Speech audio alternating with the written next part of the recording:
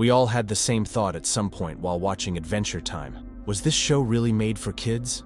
On the surface, it's a fun, colorful, absurd world. Kingdoms made of candy, characters singing, new adventures popping up in every episode. But when we look a little more closely, Adventure Time asks much deeper and more perplexing questions. And perhaps the most shocking theory that's been talked about in the fan community for years is this. Finn is actually in a coma. Yes, you heard that right. All of Finn's adventures, all of his heroic stories, all of his friendships, all of his enemies may actually be taking place in his mind, in a subconscious dream labyrinth. And in reality, Finn is lying unconscious in a hospital bed in the real world. This theory may sound far-fetched when you first hear it, but let's think about it. Is the world of Adventure Time really normal? Doesn't it resemble the strange logic of dreams? The strange symbols of the subconscious? Suddenly, Finn and Jake are in the middle of an epic battle, and the next episode they're joking around in a ridiculous kingdom covered in candy. Things change so fast that some fan audiences have said it often feels like being tossed around in a daydream. The question that comes to mind at this point is, where did this idea come from? Since the first seasons of the show, Adventure Time fans have been theorizing on various platforms across the internet. Thousands of people discussed that there might actually be a very deep message behind this colorful world. And one of the ideas that came to the fore in these discussions was the Finn's coma theory. That is, that Finn was actually in a severe accident when he was a child. Maybe he was hit on the head, or he lost consciousness in some other way, and that everything we see is in his subconscious, in his comatose mind. At this point, you might ask why such a thing is being considered. Because the world of Adventure Time is very similar to the logic of dreams. The land of Ooo is essentially a post-apocalyptic world, but at the same time it's full of absurd, childish, and imaginative details that a child's mind can create. In one episode, you can be fighting for life and death, and in the next, you can joke with a character made of ice cream. And most importantly, Finn is the only human in the world. Everyone else is a mutant, a creature, a spirit, a wizard, or a creature made of sugar. And why?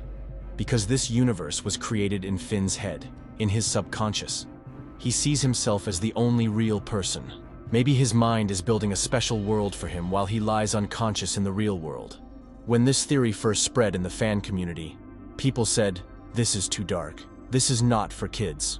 But at the same time, a lot of people thought, wait a minute, this could actually make sense. Because the ups and downs in the tone of the show, the symbolic functions of the characters, the way Finn confronts his traumas, the sudden turn of events, it all seemed like part of a subliminal dream construct. Some fans went even further and said, in fact, the whole of Adventure Time represents Finn's growth process. A comatose child creates a universe in his mind. Every character in that universe is part of his personality or trauma, and every adventure is his subconscious processing those traumas. At this point, the theory ceases to be just a fun fan claim and turns into a chilling possibility. Because in every laugh, in every joke we watch, we actually start to hear the scream of Finn's subconscious. If we start to think of Adventure Time as a dream, everything falls into place in an even more frightening way. The land of Ooo actually looks colorful, fun, and fairy tale-like at first glance, but when we look a little more carefully, we feel the same shadow behind the scenes. Loss and destruction. It's like a world built in the aftermath of a catastrophe. It's as if crumbs of former civilizations are still around. What do you think this reminds you of? Actually, it's a state of fear that a child feels deeply, even if it doesn't fully reflect the concepts of death and the end in their minds. In other words, the world is both a candy-like playground and an echo of a nightmare that makes no sense. Finn does not know the seriousness of death. For him, death can be strangely shaped monsters or colorful creatures. The logic of Ooo is very similar.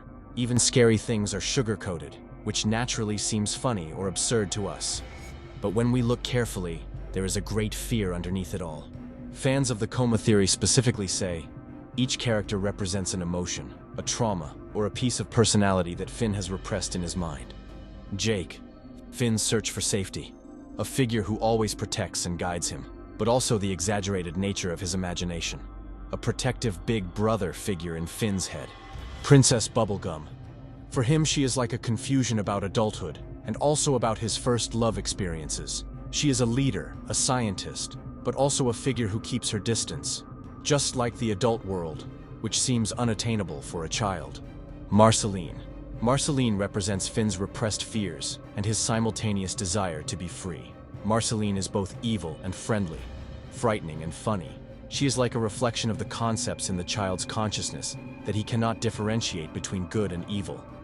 Ice King, perhaps the most disturbing figure for Finn. Many fans say he could be the father figure in Finn's mind, a lonely and desperate man who has lost his sanity, who both protects and harms.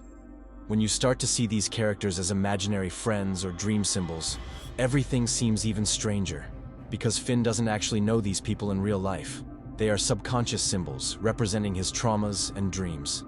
The fact that Adventure Time episodes are disconnected from each other and the tone is constantly changing actually supports this theory, because there is no logical continuity in dreams. One day you are in the middle of a gigantic battle, the next day you are running after a funny joke. Irrationality is the biggest characteristic of dreams, and that's how Adventure Time's script works most of the time. In one episode, Finn saves the world. In the next, he's dealing with nonsense at an ice cream festival. It's like the fragmented dream logic of a child's mind.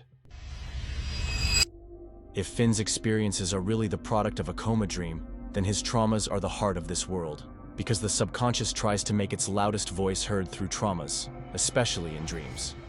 We come to another critical point of this theory. Finn's encounter with his father Martin always leaves an uncomfortable feeling in all of us. An uncaring, selfish, and unreliable father.